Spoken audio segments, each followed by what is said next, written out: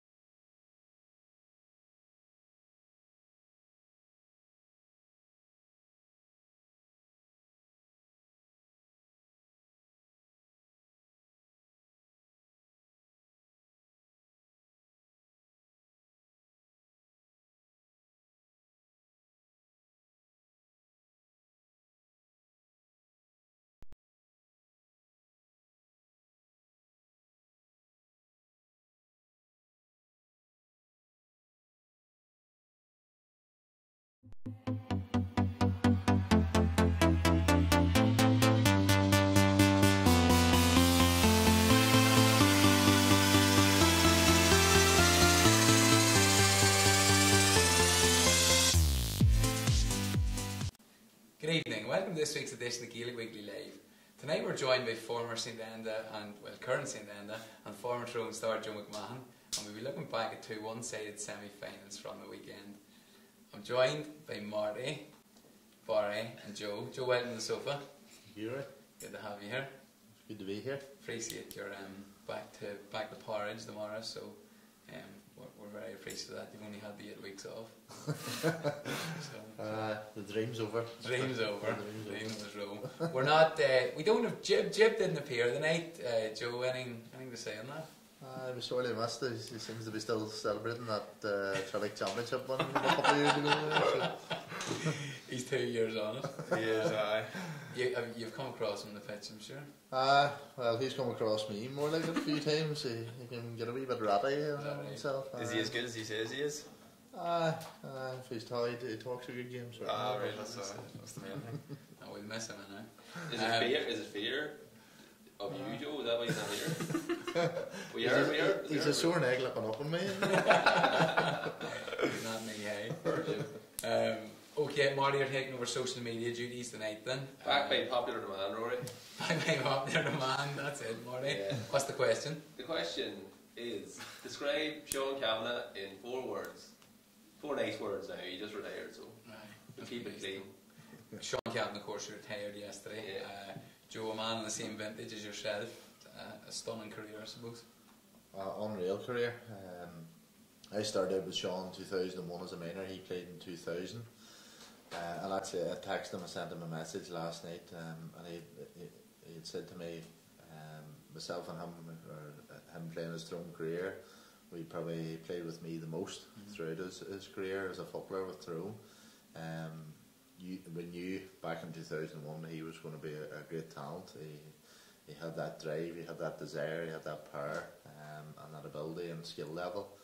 And he carried it on through in the under-21s and in the senior level, and I've said it before, he stood up in big moments in the big games, and he carried Tyrone through many great victories. And when Tyrone were going well, you often found that Sean Kavanagh was to the forefront of that, and he'll be sorely missed for Tyrone.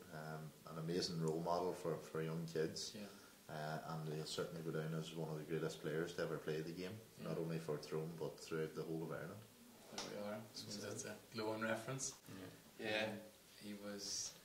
I suppose he was something else, wasn't he, Marty? He was an animal, like he's just his drive, as Joe said there, like just his determination, like, and his attitude to the game, like watching Tyrone as a fan, it's not easy, like, but when you see somebody like Sean Kavanagh, like you can't but admire the quality of man, like, and his power and his drive, as Joe said, like, and it'd be good for Tyrone if he could hang about, because some of his qualities could do it rubbing off on some of the young players they have coming through, like, because it's just the way he carries himself and the way he's done for Tyrone over the last few years has been fairly impressive.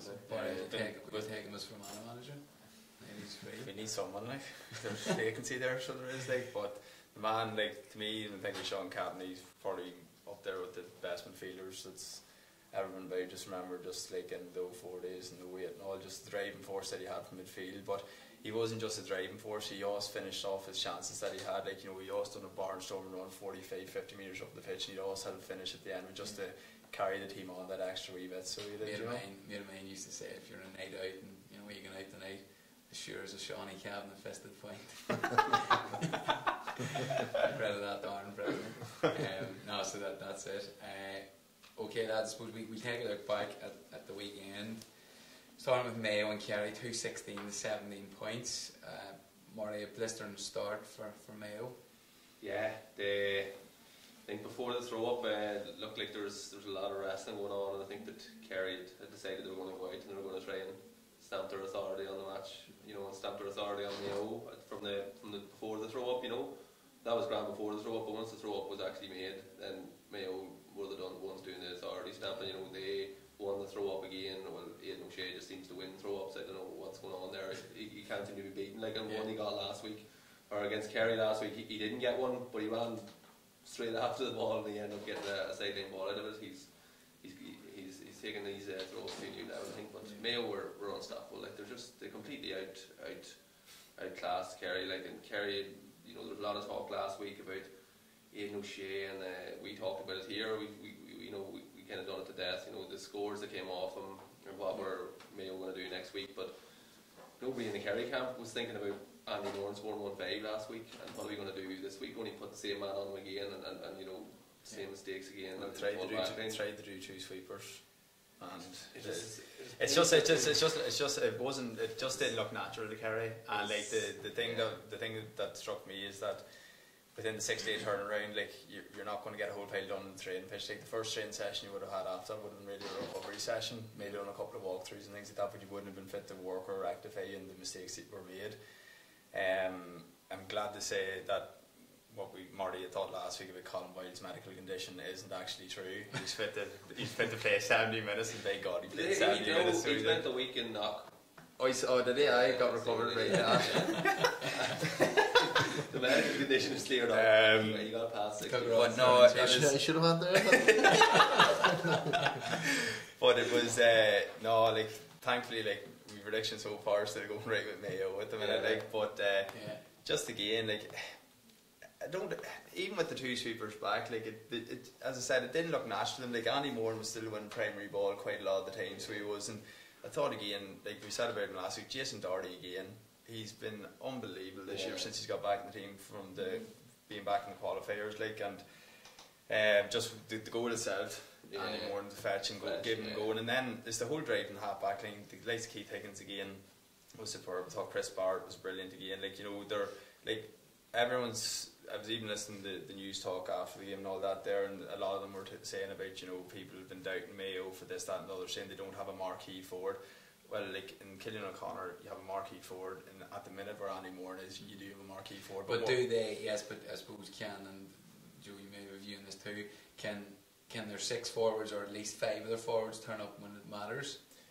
Well, with the way Mayo is, Mayo are a team at the minute, so they are like they're getting scores from the half back line. They're getting a couple of scores from Tom Parsons, and just at the minute, like I hate to keep repeating myself.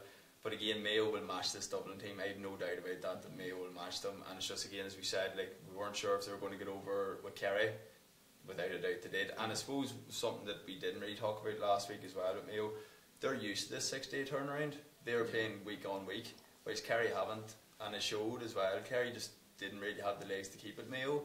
And Mayo absolutely blitzed them, and even come to the latter parts of the games, regardless of the changes that Fitzmaurice made, it had no effect against Mayo. They still kept them in control, where you would have thought with Mayo teams down the past, especially against Kerry, they may have lost their composure, kicked balls in when they weren't. They were keeping the ball. They were doing a la Dublin, I suppose, yesterday. They were looking after the ball, and they didn't make them silly mistakes. They let Kerry get a bit of an incentive. And seen them through. Joe, I suppose come through the qualifiers and battle hardened team. I mean, you obviously used it at 08.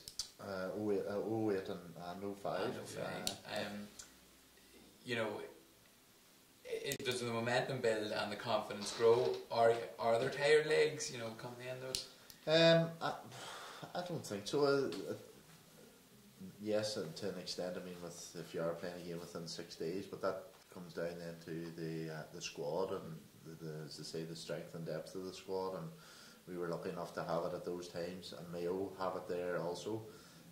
But through that backdoor system and playing many games, a lot of these players are having to adapt also. Certainly we talk about the adaptability of Mayo and bringing Aidan O'Shea back. Granted, the first day maybe it didn't go as well or as they felt. I thought he done okay. Donaghy was cute enough to get moving in around the forward line and picking off ball and letting the play in around there. But O'Shea, he grew smart to that. He was able to read the play a bit better, and he grew into the game more and got more confidence from that. I mean, Mayo, you just don't know what you're going to get with them on any given day. And you know, we've played them on a couple of occasions. They've had our number in them occasions, and one thing, any time we have played against them, you know, it's their key men always stand up in the moments of the game. We talked about Sean earlier in the programme about how he stands up in the game. You know, they have the likes of Lee Keegan, Andy Moran to me, certainly in running for Player of the Year, because any young player watching Andy Moran now or should watch him, because his movement is sensational. one thing he does, I was lucky enough, I played a while with Andy. I was in a training session actually when he broke his leg down in Parnell Park. But just his energy, his enthusiasm, his positivity, just being with the players, you know, and the players really bounced off that. And to have a player like that in your squad, you know, is great to have. But for me, in terms of Andy's movement, he's strong on the ball. And he's selfless as well. If he sees a chance to pass the ball, he'll pass it. There's other forwards maybe get the ball and they'll take that pot shot, but he'll play the percentage pass or the percentage shot, and certainly well worthy of a mention for Player of the Year so far. I think Barry, you've been talking about him as well all year. Yeah, well, it's just I suppose with the age of the man as well. He's 33 years of age. He's playing out of his skin at the minute. You know, realistically, we're looking at players now in any county really. Once they get to the age of probably 30, maybe even 31, you see a lot of dropouts now at this stage. And I suppose after last year's replay where they lost, you saw Andy with his young daughter on the pitch after the game, and kind of like a lot of the media were saying, they were speculating that was going to be him. You know, he's got to another final and just didn't happen for him. But he's showed up this year, and he's been an absolute inspirational leader for Mayo so far this year. And I suppose keeping yourself, I remember speaking with Peter Donnelly, who is strength and condition with Tyrone. I spoke very highly of him, and you know how he kept himself, how he trained, and you know probably 3-4 years ago, maybe we thought he was finished. You have to remember, I think the man's had 2 cruciate injuries, if not 3, maybe even. I'm not sure at this stage, but to come back from 1, never mind 2, it's a serious testament to the man itself. What about Donaghy? Obviously, then Donaghy seen red. Joe, you weren't in the end of a. Were you in the end of a few clippings from him when you took the twin tires on? No, just him. They'd taken him that day now. He softened the blow for me. But I think it was, as you seen, it was frustration more than anything. Will that be the end? Do you think he'll continue, or? I think there was a lot of talk about it. That it was going well, I mean, I think it'll come down to, obviously it's his decision, but it'll come down to him thinking whether he wants to bow out with that red card. Yeah. The thing about Donaghy is, you know, we're talking about Andy Moore, but Kieran Donaghy had a very good year as well also, and he had a great impact on the games. The beauty of him playing football, certainly in championship time, in Munster, they're only playing maybe 2 games. Yeah. You know, they're coming into a quarter final. You know, I think there'd be more of an opportunity maybe for him to get himself rested if he was thinking of coming back and getting into championship football later in the year. But that's a decision for Kieran. I know he is a young girl at home as well, and he has played for, I'm not sure what year he started, in around 2004 and around that as well for Kerry, which is a long time also, but I'm sure he'll leave it for a few weeks before he decides. The thing about him, he is that kind of turn off as well, where he turns to the basketball. Yeah. So gives him another way of thinking, just completely forget about obviously he'll still be playing club football up until whenever they he's given up work as well, I suppose, to focus on the full time training. So, and as you say, he had a great year and he's in good shape, so hopefully not. So Mayo march on. Alright, next up we're going to take a look at Dublin and Tyrone with some video highlights the Paddy's going to play, and we'll come back and talk about it after that. The pre-match meeting centred on how the Dubs would deal with Tyrone's defensive lineup. The early signs suggested it would not be a major difficulty for Dublin.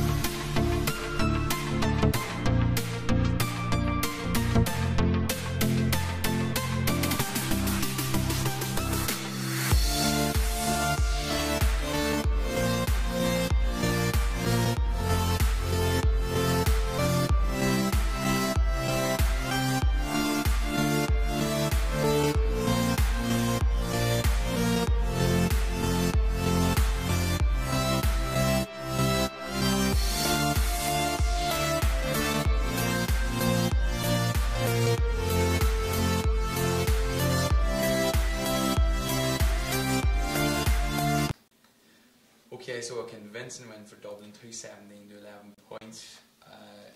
Joe, you're at it. Just talk to me. Do you know what? It was all Dublin. Dublin were sensational. I felt everything just went well for them. We can see why they're All-Ireland champions. Their efficiency and their attack, how they attacked with pace, but with a sense of patience as well. Once they got up to a certain point, if they felt it wasn't on, they kept the ball, they recycled, they were always trying to change the point of the attack. You know, they were giving the ball to the man in the best position, and when they took the shot on, it wasn't as if they were rushing themselves through the shot. They settled themselves into the shot and they took it on and were fully confident that they would get the score. And for me, I was watching as well how they tried to isolate one-on-one situations even within Tyrone's defensive setup, and once they seen a one-on-one opportunity, they went and tried to go at them and sort of break that line and get through. We've seen Mannion doing it a couple of occasions, McCaffrey as well, and Tyrone early on in the game, you just thought watching, you know, Dublin came at them, they were holding the ball, and you thought Tyrone's doing okay here, they're setting themselves into the game, this could work out alright for them. But a big thing was the turnover around the middle of the field. Con O'Callaghan went through, he come to Ronan McNamee, as soon as he went to Ronan, you would have thought maybe he's going to tip this over the bar, but he thought no, he's going to put the burners on and pass Ronan and stuck in the top corner, which was a great finish. And Tyrone were chasing the game really after that, and they were looking at a plan B, and so used to playing that defensive counter attacking football, and more so they had to come out of themselves. And the debate is, do you go man to man or do you play that blanket defence? And if you go man to man in Dublin, you can be in bother too, because they have that pace and power. So disappointing. Where's Tyrone football now? Where's the rest of Ireland now in comparison to Dublin? I don't know. It's difficult. There's a big gap there at the minute, and there'll be a lot of scratching their heads and questions asked in the off season, certainly from Tyrone's point of view. Yeah. That sums up Barry Marty. I suppose what Joe said, where is the rest of Ireland? You know, we look at Tyrone, we think, you know, they just have this confidence they will take on anyone. Yeah. We thought they were in fantastic condition, which they were, but it was just it didn't work for Tyrone at all yesterday. And I thought there's some people who were coming out and saying that the system is the problem, and the system works for Tyrone against most any team. Like, and there's a chance that it could work against Dublin if Tyrone played out of their skin. You know, really and truly, when Dublin were beaten by Donegal in 2014, Donegal played out of their skin that day, and Dublin didn't have a good day.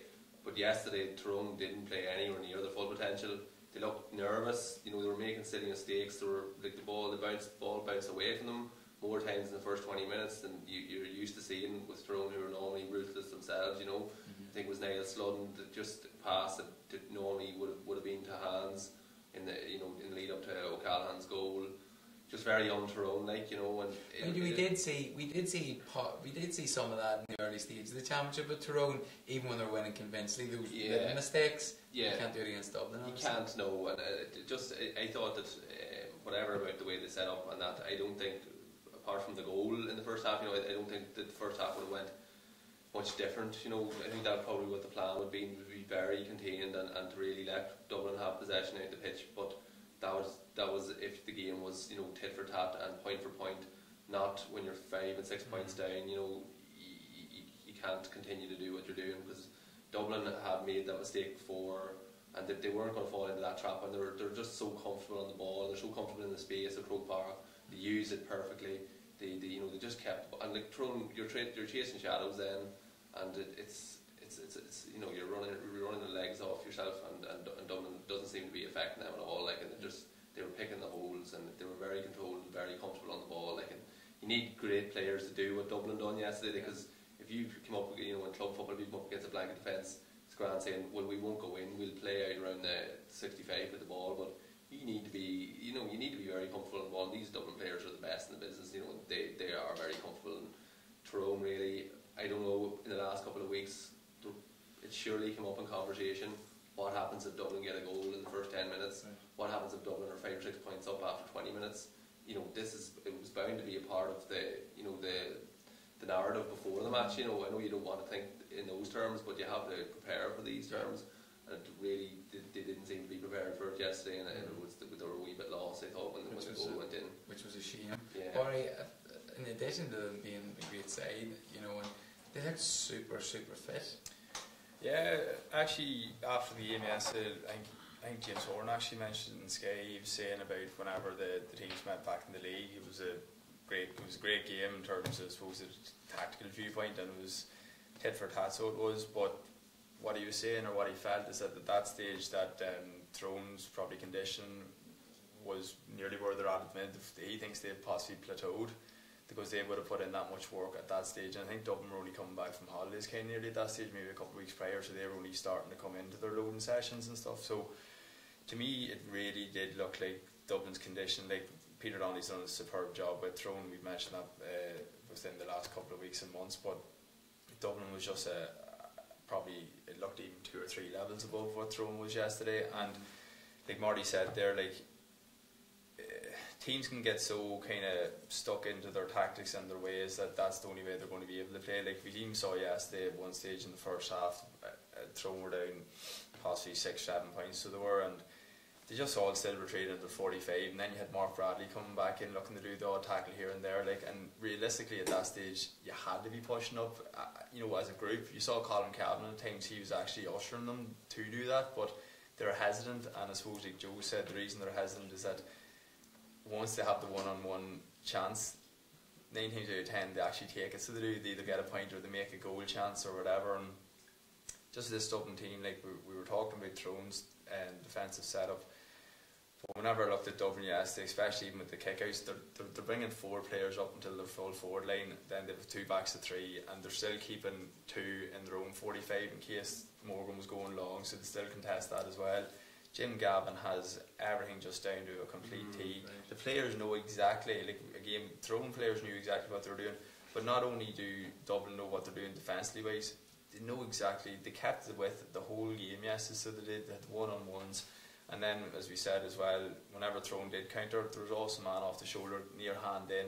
If he got by him, there was another man there straight in front of him. So Tyrone they were just sucked of oxygen. So they were yesterday. The kickouts from Cluxon yesterday were superb as well. Like the first kickout, was it the one that he just completely and utterly bypassed everyone?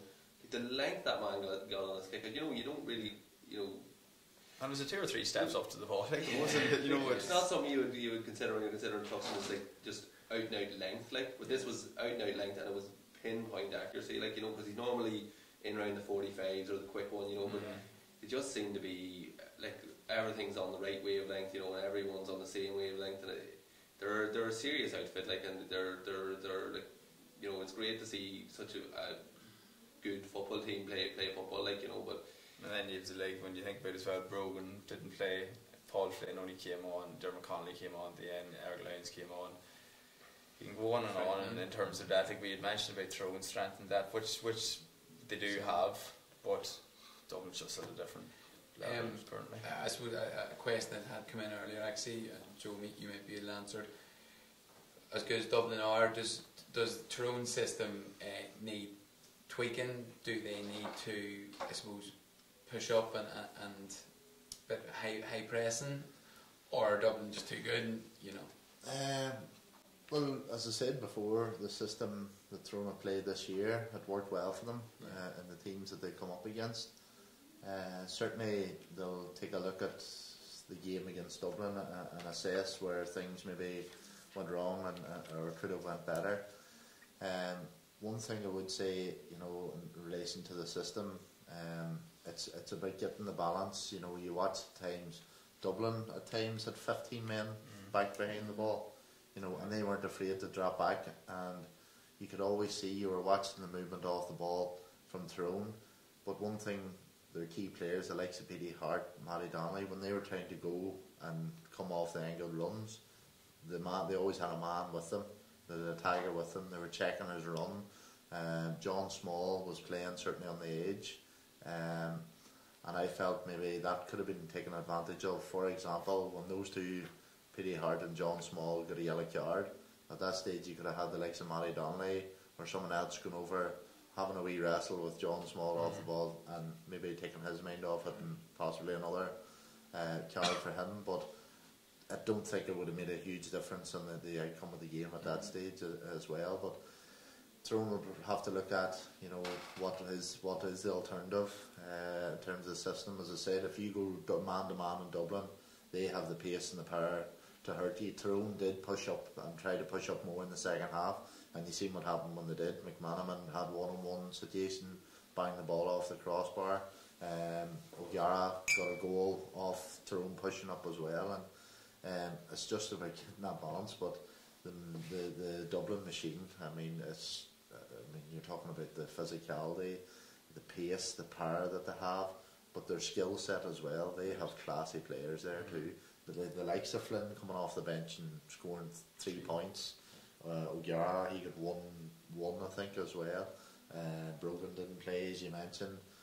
Jeremy Connolly coming on late. I mean, spoiled for choice. Like realistically with Tyrone as well, like they need to be leading early in order for their game plan to win, because they need to usher that, not that Dublin won't come on anyway, like, but I suppose they did, like you said, I suppose they did have plenty of counter-attacking chances, but anything they did try to do it, like they were just kind of snuffled out of the door whenever they came into the Dublin 45, like, and just God, hopefully Mayo does.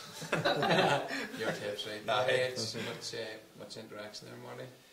Yeah, a wee bit of interaction here. We see now just Luke Donnelly here says, "Put Tommy Walsh in his box!" Exclamation mark! Exclamation mark! Presume that's for you, Joe. So that's looking back. Luke Donnelly also says, "We love Jim." So right, that's nice, Luke. That's nice. Glad to hear that.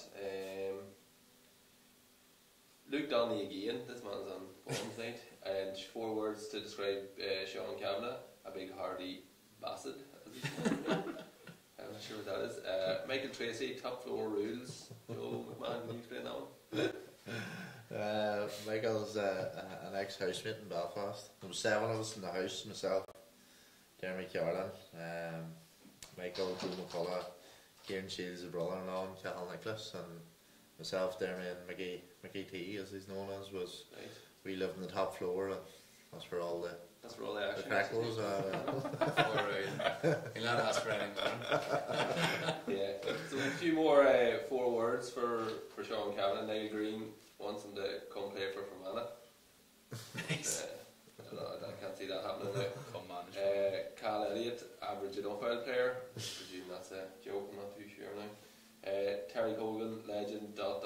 be sorely missed. We've also got a comment in here.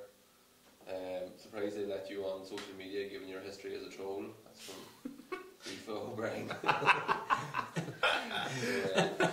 She doesn't think much of my social media skills. You're well known as a troll, Marty. Not really, referees mostly. Yeah.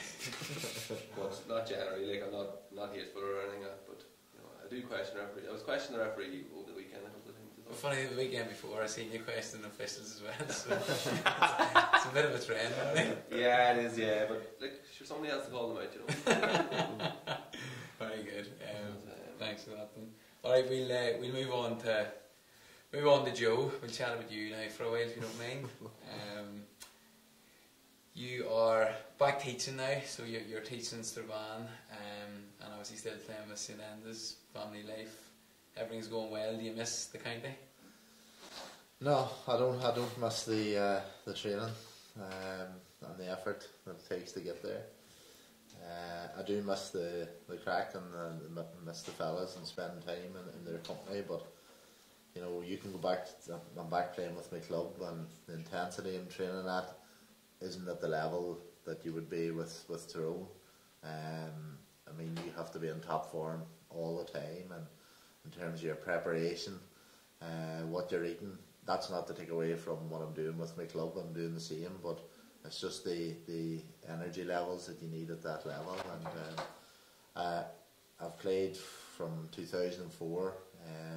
I've seen the evolution of the game over that time, and what it's taken to get to that level. And I don't miss heading up to Gilbahey 4 or 5 times a week.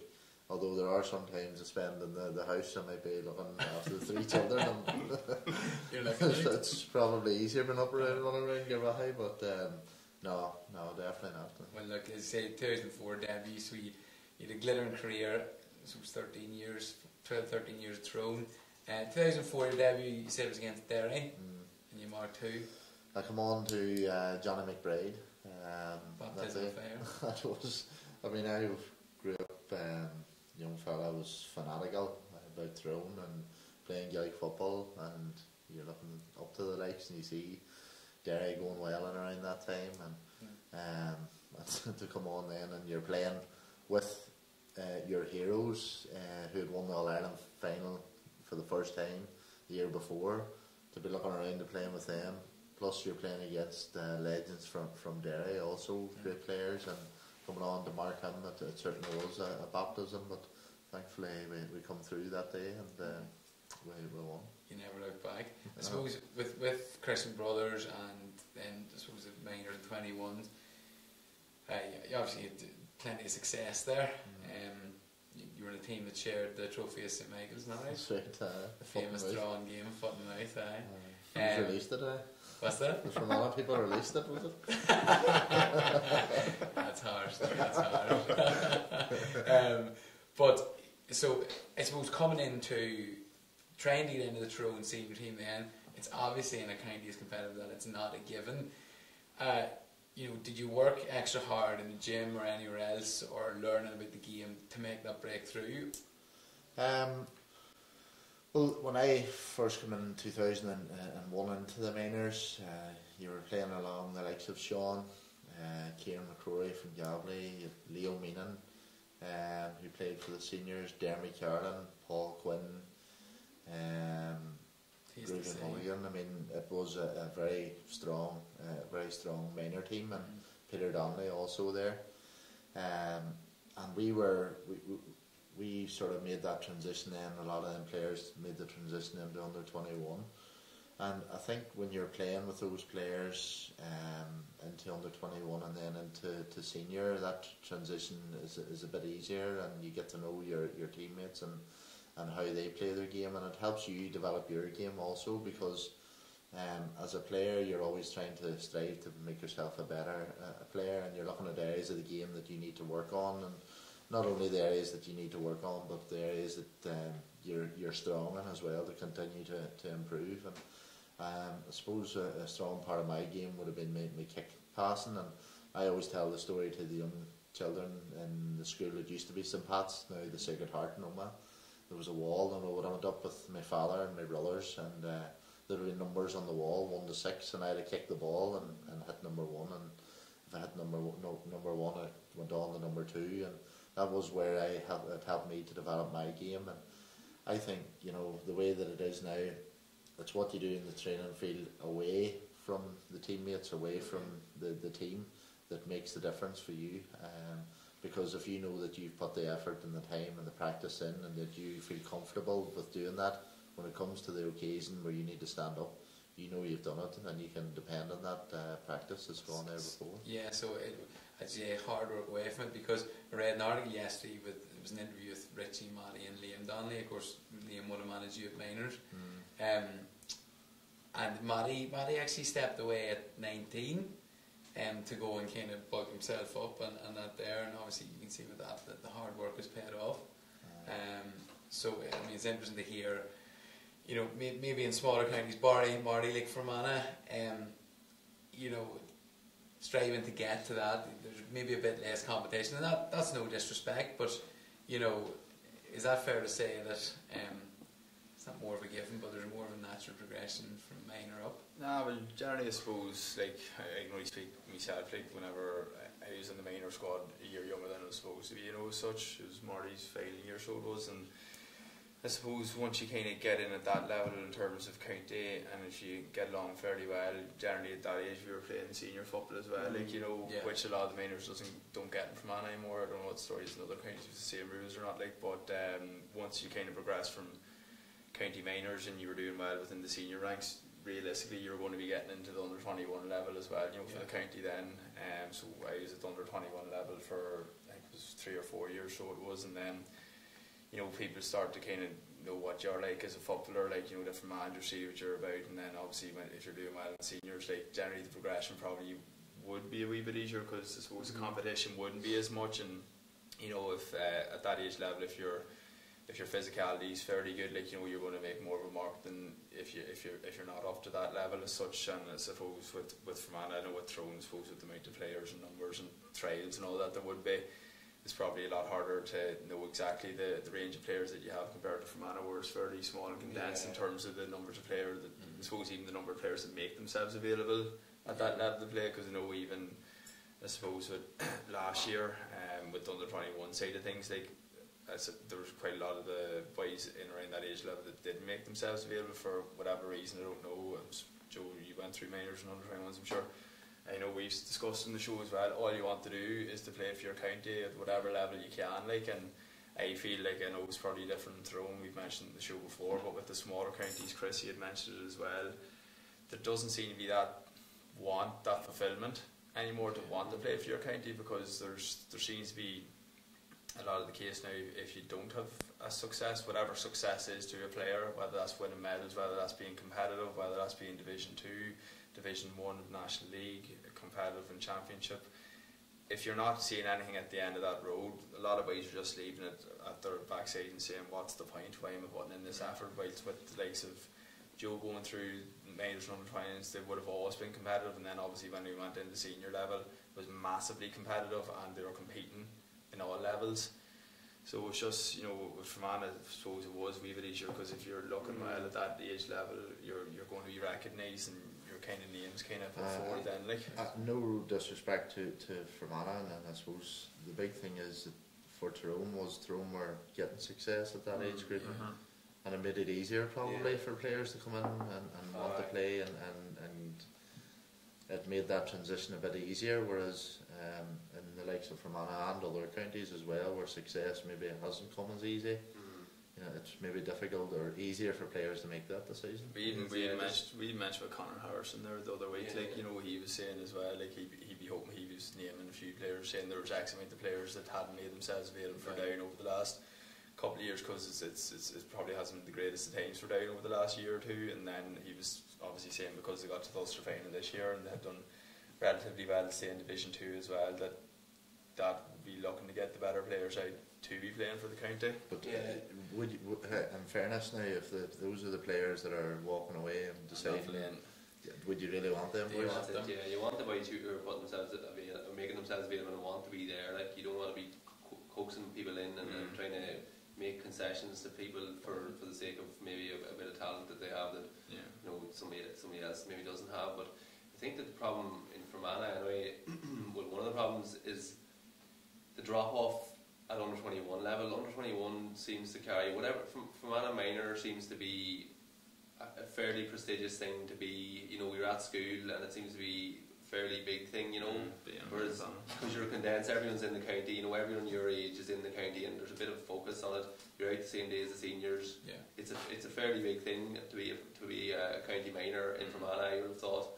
Whereas when you get to under 21s, all of a sudden you're not in school. You know, half your friends might be in Dublin, half your friends might be in Belfast, or half your friends are in Enniskillen, and all the girls from the continent are gone. Like, so they're you know, they're everywhere. They don't care anymore. They don't care anymore. Like, you know, so but like, you know, under 21s, you have to travel down the road from Belfast. The boys are going out. You know, are we going out? Or are we going to train? And you know, there's ifs and buts. And under 21 seems to be a kind of a take it or leave it competition in Fermanagh in a big time. Like, it gets no respect. Like, and the problem as well is Fermanagh never win any under 21 matches. You know, and they don't win any minor matches at the minute either. Like, you know, we haven't. It's something. And you see next door to us the success that you have at under 21 that is brought on even from the under 21. And then you look at Calvin as well, when you cross the board as well, and the success they've had at underage levels. But to me, like, you know, even I think a massive thing within our county, like, you see the structure that's up in Garvahe, like, it's different level, the training facilities use of up there, like, and you know, the likes of us, like we've reached about before in terms of listen, like, you know, it's not an inter-county setup, so it isn't like, you know, and something needs to be addressed in that there, so it does, because realistically you can't be begging off clubs here for the pitches, because you're only destroying other people's pitches, like, and that's the reason they're not allowing them, like, so like a centre of excellence for any county is massive in terms of whether it's your development squads, minors, under 21s, and especially your seniors, like, it's the only thing that's going to bring you on, like. Yeah, so it is, especially in this day and age. Yeah. So Joe, 2004 was the debut, and must have been simple enough because within a year you'd won All-Ireland. 05. 04, Mayo beat us. I was actually given a bit of a lesson that day by Alan Dillon. You're still knocking about? And I enjoyed the off-season quite a bit in 2004 stroke 2005. It was sort of student days and the crack, but and into 2005 it was sort of a slow enough start to the season for myself. I was in and out of the team, struggling to nail down a starting position, and it was only really we were heading with 10 games played that year to win the All-Ireland, but it was only really I come in against Dublin at half time. I had played against Monaghan as well in the previous game, but I come in against Dublin at half time to mark Kieran Whelan, which was a huge ask for a 20-year-old at that stage, but I wasn't fazed by it in the sense that I knew that the players around us and around me had achieved what they had in 2003 and the quality that we had there, and I think my initial thought was, this is your opportunity here to step up and make not so much make a name for yourself, but to nail a starting place in this team, to contribute to this team, because a lot of questions had been asked of us in that first half. Dublin were well on top. They got a goal just before half time, and me coming into the game, it was just basically to get on top of Whelan, not allow him to catch the ball, break any ball that come near him, and thankfully it worked out for us that day that we got the draw in the end up. Obviously, with Muggsy's goal there, which was one of the greatest goals you'll see in Croker, but hit that goal itself gave us the confidence to go on the rest of that day and the next day, and probably kick-started our season from that.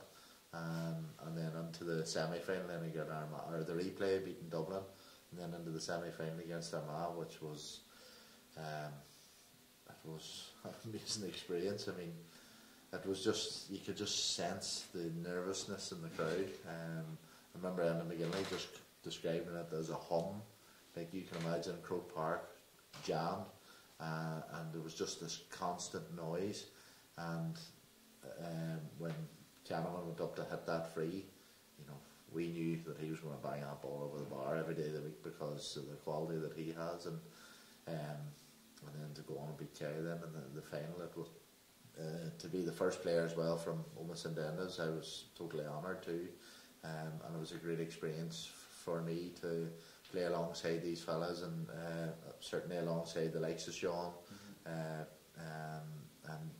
Dermot wasn't there in 2005, he's 03 and 08, but certainly them other fellas that you had played from minors, then coming into under 21s and then into seniors, and that transition had been made, so certainly a special time and a great memory for me. And I agree, as you mentioned, some great players there, plenty of characters in that team too. We'd been Racy on the first couple of weeks of the show, and I suppose he was one of them, but it was a good, obviously good when you're winning, but a good squad seemed to be around, a bit of crack as well. There was surely. I mean, there was plenty of personalities there. Any stories? Any stories? Yes. Well, at that stage now, Racy was, Mugsy would have been far away from the crack, alright. But I always remember sitting in Jean's room in Flahar one night, and I took it upon myself to, egged on of course, but I took it upon myself as a young cub to grab a pair of scissors and cut the inside of Dooher's trouser pocket. So when he had put them on after training, went to put his car keys in them, the car keys dropped out. And I fucking know what you bastard. And I had to play dumb, and so no, that's, we knew who to pick on and have the crack with, and try to wind that, but No, there was. You were one of the jokers then? Well, I was. I enjoyed the crack. Egged on, of course. Egged on. I was taking advantage of as a young couple. As a couple, and then obviously on the 2008 then, I suppose plenty to remember about, but there's something that I think famously talked about is yourself and the brother Justin marking the twin tires at Donaghy and Walsh. You obviously you played all over the pitch really. How did you feel when that task was given to you? Were you run high in confidence anyway, or? Well, I remember it so vividly. Was we were training up in Errigal Kieran that Thursday night before the All Ireland, and I was taking my time as usual, getting out onto the pitch. I was one of the last to leave, and Dooher was walking about. He was captain at the time, and he was on edge, walking in and out of the change room, waiting for me to come. And I was thinking, what's up here? He says, right, are you ready? And I said, aye. He says, right, come on in here. And direct, next door, the other change room, was Mickey and Tony standing there. And I walked in and I thought to myself, oh, I'm gone here, like, I'm dropped. And I just feared the worst. So I stood in with the two boys, and they just, Mickey then says, listen, we've a job for you, to go back and mark Tommy Walsh. And I was like relieved, but quickly thinking to myself, right, okay, big task to do certainly, but the day itself, I mean, a lot of talk had been around the two fellas, Kieran and Tommy Walsh, and the year that they were having, and I think everything went I wouldn't say the plan, but everything went well for us that day.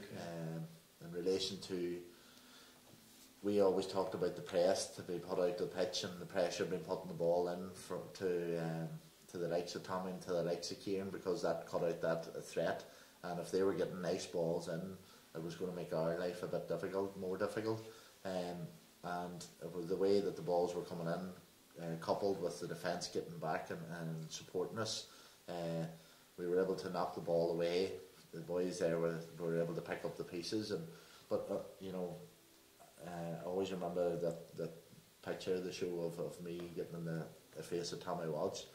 That was just an instinctive reaction, this is going to be our day. I just roared. It was just an emotion that I needed to get out and just let him know, that we mean business here today, and we're going to try and do what we have to do to win. But Packy McConnell that day made a couple of amazing saves. Certainly Tommy Walsh, he got a great save in the first half. I think Declan Sullivan maybe he had a great shot stop in the second half as well. But it was just unreal to share that experience with your brother, who you grew up with. And did that make it a wee bit easier, or communication ways, or trust ways even? Trust ways? Well, looking after him and taking care of the two boys. You know what? It was. You didn't really think of it at that time. He was just another player in the team, and Justy had an unreal year that year. He did an All-Star off the back of it, and I was probably taking more reassurance from him, because he had been playing there all year, whereas I was further up the pitch. But as I say, everything worked well for us. The breaks worked well for us, and just that whole intensity and the history there with Kerry, and there was confidence there with our team going into that game. And leading up into that game, obviously Tyrone's well renowned for their in-house games and stuff like that. There, were you just playing like your normal role in those games, or did they have you back as another fullback? A mixture. There was times I was back and there was times I was up. And do you have an idea? Did you have an inkling yourself beforehand, before the meeting, as such, that was possibly going to be? I had mixed emotions, because I tell you why. Stephen O'Neill that year hadn't played all year, and then he was brought back into the squad, and I thought there was a possibility maybe then that he was going to come in and start. Right. And I thought at that stage there's possibility he's starting, I could be sacrificed as a forward, and everything would stay as it was. But Mickey was trying, the high ball in, me and Justy back. working on that. Yeah. And then just playing my normal position and wing half forward as well. So. And would you would predominantly class yourself as midfield, middle eight really? Well, I've a lot of experience playing midfield and centre half back, but and then the crack full back, Not a nice place to be. It's definitely not your last line of defence. It's not where you want to be. No. 2008, so then I suppose fast forward then. So another on Ireland didn't come, maybe a couple of Ulsters and that, but 2014 was a special year with Omagh winning the Tyrone Championship.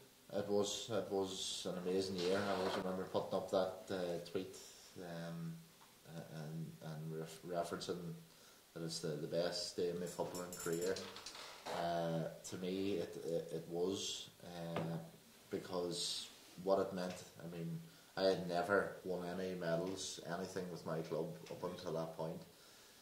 The younger fellas had a lot of success with Barry Tierney, Ronnie O'Neill, Conan Grugan. They won minors, they won under 16s, they dominated underage football in Tyrone. They won Ulster, they went down to win Ulster as well. There was Ulster under 21s in that team also.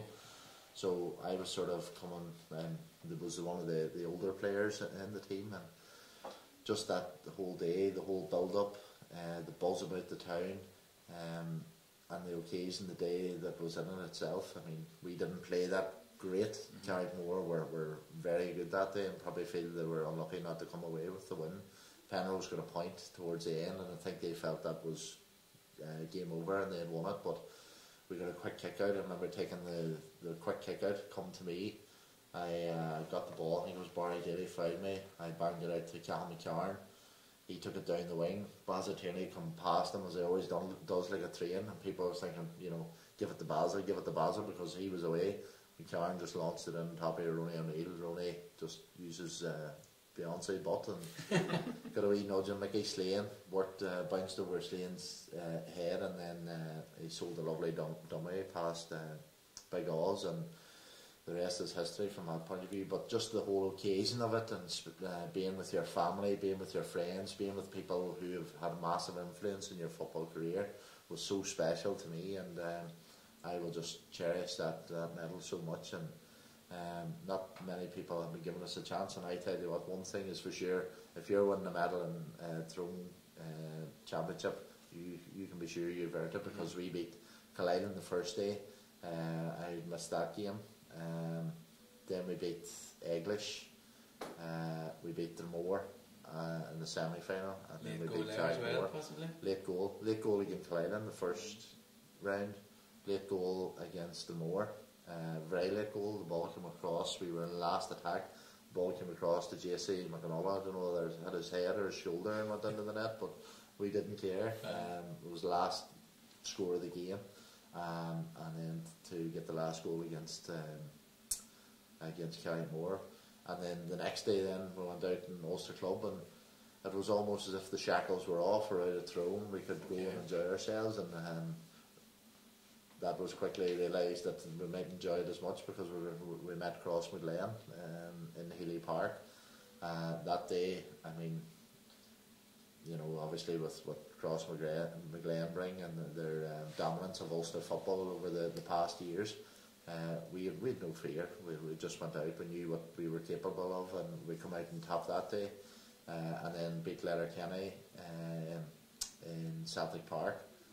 We were lucky enough to hold off in the end up, and then come to the final. Sluckneil beat us in the final, which was a huge disappointment for us. And still, you were saying it's still raw, without a doubt. It's 3 years on, and I said there wouldn't be a week goes by where I wouldn't be thinking about that occasion. It was unreal winning a championship medal with your club, but to win Ulster, I mean, Sluckneil now have gone on and won 2, haven't they? Yeah. Right, saying a refereeing decision there, you reckon, Joe? It's best to call it out, Joe. Don't let them slide.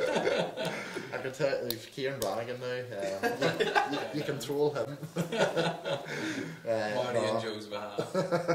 I remember JC McMahon going through, as I said, and he was 1-on-1, possibility of a goal, certainly a point, pushing the back free wasn't given. They turned over the ball, and they went up the pitch.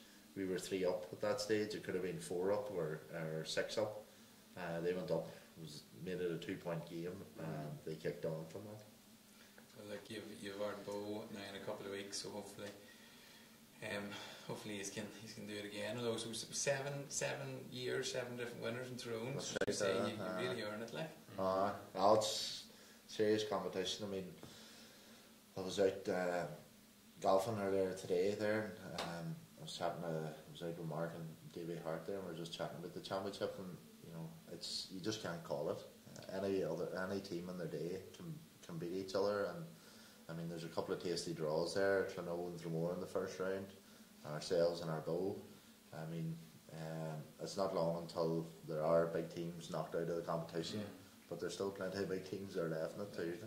Well, look, we wish you the best of luck with it. Thank you. Okay, we are just going to take a look at Joe. I don't know if you tried this one-arm press up. You'll see it now. You have to bend down, pick up a bottle top, and put it back down. It's Marty's bright idea. Thumbs together at the start, isn't it, Rory? Pardon? Thumbs together at the start. Thumbs together at the start. So we've had An effort from he's actually a relation of mine, a Derrygonney man. So let's have a look at the video, and Marty, Barry, you'll decide if it's legit. I've already decided. Okay, well let's take a look. We'll give it a Potty, play that video. Nothing's gonna ever keep you down. You're the best around. And nothing's gonna ever keep you down. You're the best around. Nothing's gonna ever keep you down.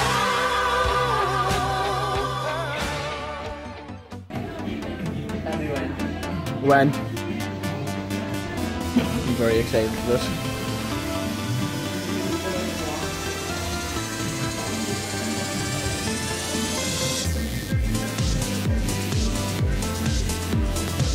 Oh yeah, back down. And again, lad, one more. Yeah, suck that up. Back down. Oh, there's 2.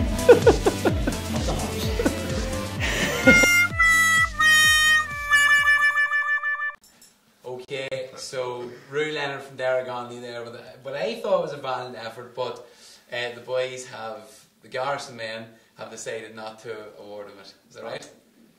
Well, it's very clear, Rory. There's 2 rules. Rules were broke. When you're starting. Your thumbs have to be touching the bottle cap. Okay. And your feet have to be together. Yeah. I think at least one of those rules is broken, so it's fair effort. I know you want to give it to Rue because his family and all that. They're like, but just let it go. Like, if he broke the rules.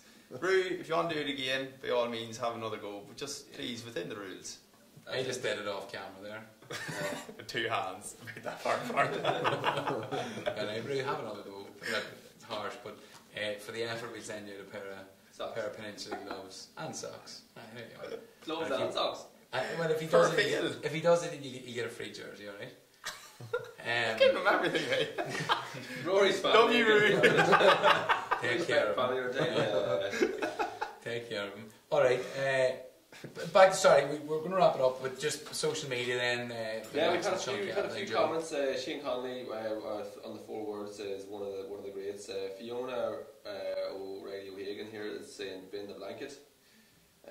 She's not happy with the systems there. Nigel Coleman here again is not happy with the Tyrone setup. It's kind of only one game plan, that was containment, a rigid defensive setup. He reckons it's not fit for purpose.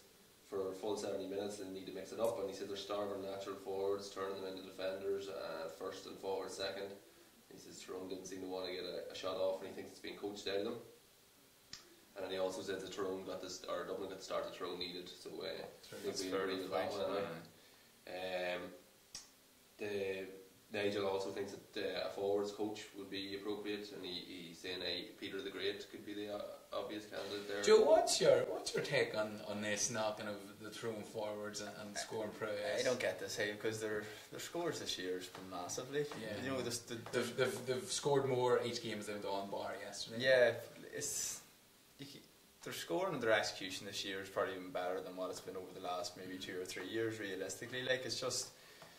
I don't think the system's obviously not an issue because all the players know it. Yesterday, in terms of Tyrone, there seemed like there was a nervous energy.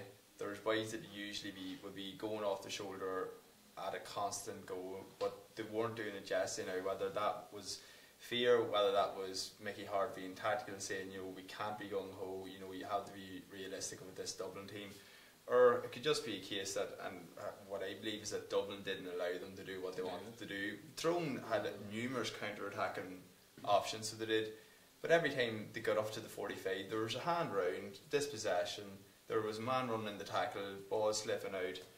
Dublin didn't allow Tyrone to play the way that Tyrone wanted to play. That's it. Like Joe, they're not lacking forwards, or are they?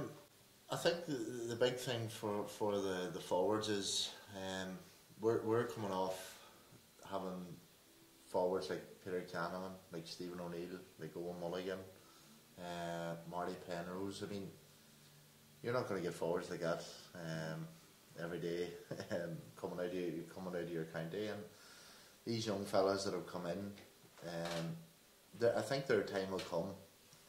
Certainly that's an element of confidence, and they'll take a lot of learning from this result against Dublin, you would like to think. You had the likes of Niall Sludden, his drive, his power, his pace. I watched on a couple of occasions, there was a potential there for Tyrone to push on, because their angled runs coming off the shoulder, they were punching through at times against Dublin.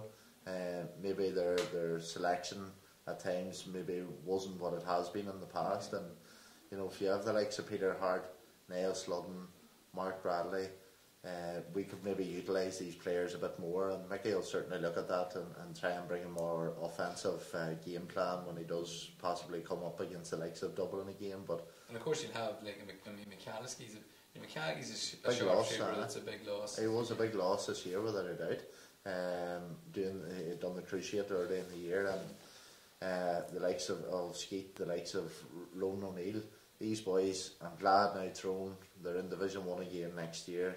They'll be playing against Dublin again, they'll be playing against Mayo, the top teams, and to have these boys, and an opportunity for Mickey to maybe try something else other than the defensive system. Good. Marty?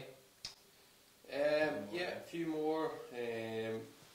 On the forwards, only one, Sean Campbell. Every time you say something, I'm counting to make sure it's 4. Prince O'Kane, how many halves was that? I'm not sure what that. You said 3. You're like half your friends are in Belfast, half of them are in Enniskillen, and half of them are in School Days. Would say that. Well picked up, Crunchy. Yeah, that's excellent. Well done. He's reaching. That's late. Class. Can you ask Joe if he thinks it's time for to change this defensive system? I think we kind of covered that one earlier. Fiona, Riley O'Hagan, Sean, mighty fine player, and Mark Healy, full of heart, and then he's got a dash, a wee loud dash, well, slash dash, whatever, full of heart, slash leader, and then Kieran O'Doherty, Joe McMahon is better. So that's nice, Kieran. Yeah, that's about it on social media.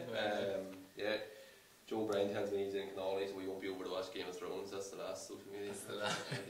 Lucky. So, that's a shame. It's a doozy. Alright, that's the lowdown. Sean Calvin, great career. We've got one of his longest serving county partner.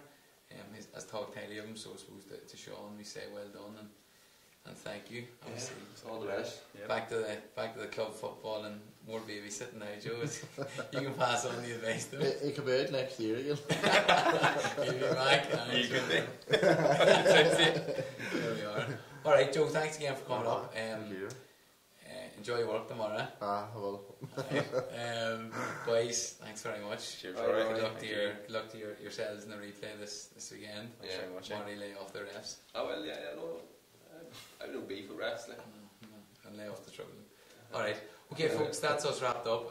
We'll be back next Monday at 7:30. Your opinion matters, so tune in to Facebook, YouTube and Twitter, and pass on anything. Keep an eye out on the page for a few announcements during the week. Good night.